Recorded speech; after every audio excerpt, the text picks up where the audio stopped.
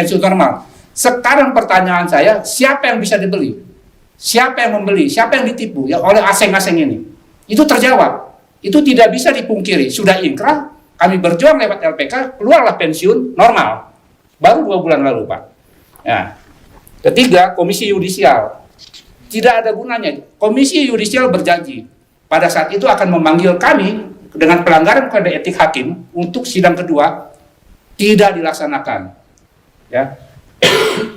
Terus selanjutnya Peninbang sendiri kita sudah proses, Pak, tapi tetap tidak dikerjakan oleh baik DPR maupun di sini Kapolri. Saya juga udah buat surat Kapolri, Kabar Eskrim sudah semua, Pak. Organisasi advokat sudah saya laporkan karena ada seperti bapak-bapak ini bahwa yang namanya advokat itu dibeli oleh Bang Panin, padahal itu advokat dari kita. Dalam waktu 1 bulan dibeli Bang Panin. Itu ada advokat seperti itu. Nah itu ada, saya sudah laporkan itu namanya ke KAI, tapi saya tidak ada waktu ngurusin advokat, kita pidana saja masuk ke sana, kan gitu.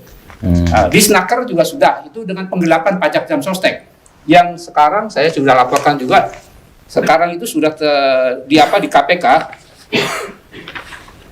saya lapor di KPK itu sudah di follow up. Nah, tolong disut, saya lapor KPK, itu tahun 2014, dan lapor ke OJK juga 2014. Pada saat itu belum diproses, dan kami akan berkoordinasi lagi dengan Tipikor dalam hal ini, karena baru diproses itu ibaratnya cumi-cuminya, Pak. Godfather-nya belum. Ya, saya minta dengan KPK, Pak Firly juga jangan segan-segan menegakkan hukum, karena ini biangnya. Kalau saya bilang ini biangnya belum dipanggil, Pak. Padahal fakta pengadilan sudah menyatakan bahwa kami disuruh oleh Muminadi Gunawan.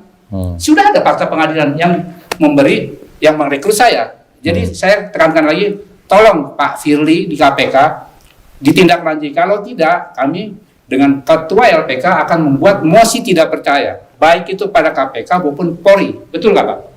Itu udah kita set up di situ.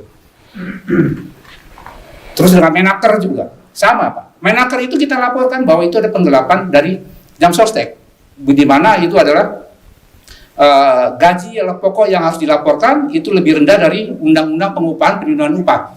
Itu penggelapan pendapatan negara dari sisi pajak. Ya. Kalau Bang Panin kemarin sudah terbukti dalam persidangan tahun 2016 saja udah 1,3 triliun, itu baru satu. Saya ingatkan siapapun yang ada di Bang Panin, apakah itu komisaris dan itu direksi, silakan Pak. Kalau Bapak tetap melindungi, kami juga akan seret.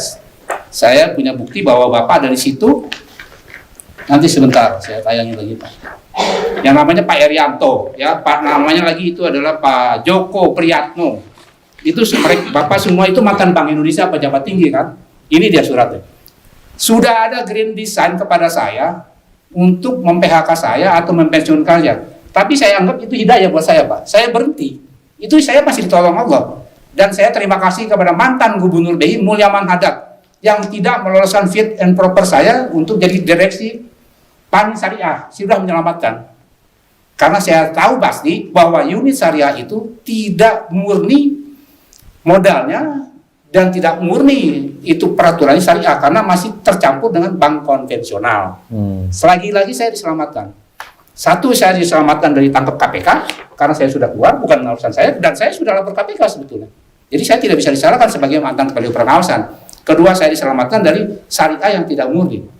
Nah, sekali lagi saya himbau kepada Bapak, dan ini laporan saya juga kepada OJK, Pak Enrico, sekali lagi Bapak sekarang ada di level tertinggi dalam analisis ekonomi. Bagaimana sekelas Bapak Enrico itu yang bisa tidak bikin SMS seperti ini, tidak menjamin Bapak sebagai orang analisis ekonomi di Bank Sentral. Tolong Pak Enrico, kami tidak akan berhenti. Silakan. Mulai saat ini, tadi kami pun sudah ke Bang Panin, saya sudah menemukan bukti semuanya bahwa yang kasus Bu Sri Patoka itu tidak usah jauh-jauh ke KPNL, itu udah ada grand design seperti satu saya bilang. Itu ada namanya standing instruction, itu adalah kuasa daripada seorang debitur untuk mendebit rekeningnya. Itu tidak pernah ditandatangani Ibu Patoka. Dana sudah ada, kenapa standing instruction itu tidak dijalankan dari November sampai Desember? Itu memang direkayasa untuk macet. Nah, saya tanya kepada petugas Penin tadi, Pak, Saya kasih tadi rekening korannya. Coba Anda lihat 2015 dari mulai Februari sampai Mei, macet atau tidak? Maaf Pak, saya nggak berani jawab, saya nggak tahu. Anda sebagai bankers, Anda sudah di training.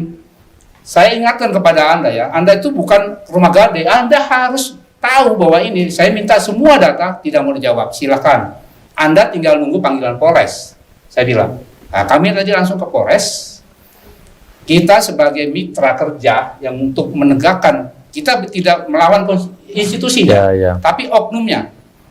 Kita sudah sepakat bahwa kita akan kasih masukan, karena kebetulan saya tahu SOP-nya, kebetulan saya yang buat SOP-nya, kebetulan saya juga auditor forensiknya di Bank Panin, dan semua insya Allah bank itu semuanya aturan sama persis sama.